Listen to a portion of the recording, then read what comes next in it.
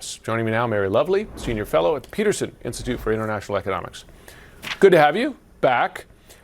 Why did it take the administration so long to acknowledge what every economist and business leader has been saying for months, yourself included, that tariffs based on basic economics drive up prices? Why did it take them so long? Well, the way the U.S. Trade Representative Jamin Greer explained it today was that the president always intended to roll back these prices on things that the U.S. doesn't make or doesn't make in sufficient quantity to meet domestic demand, but that he needed to escalate tariffs to get other countries to make concessions.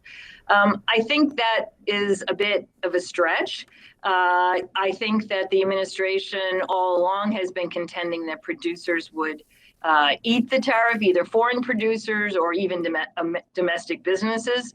And they're finding out that's not true, and voters simply don't like it. Are these reductions enough to bring down prices measurably to the point where voters will notice?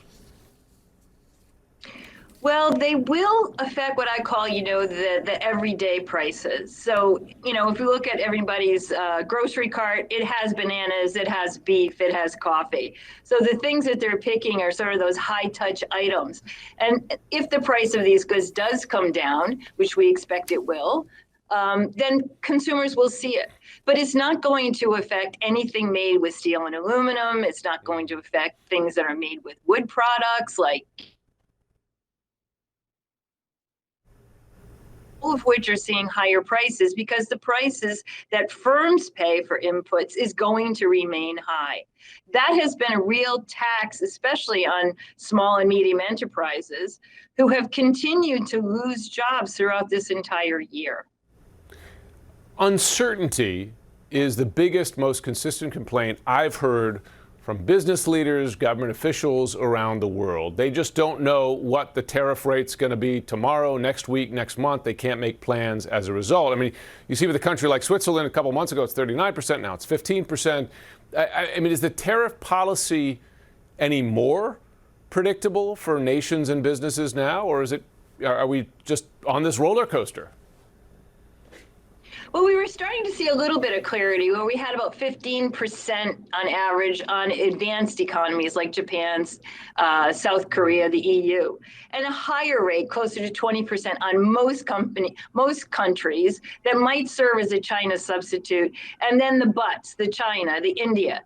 But what's happening now is that the tariff schedule is just being filled with holes as they add these exemptions. And then they're doing a series of inclusions. So they're including a lot of goods when manufacturers say, oh, my price is higher because you've taxed my inputs, and now I need to have a tax on imports that I'm competing with myself.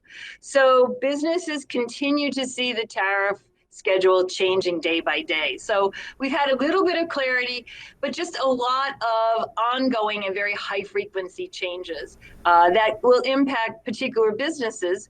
And who knows, it could be yours tomorrow, impacting them on a regular basis. Mary Lovely, thanks so much. You're welcome.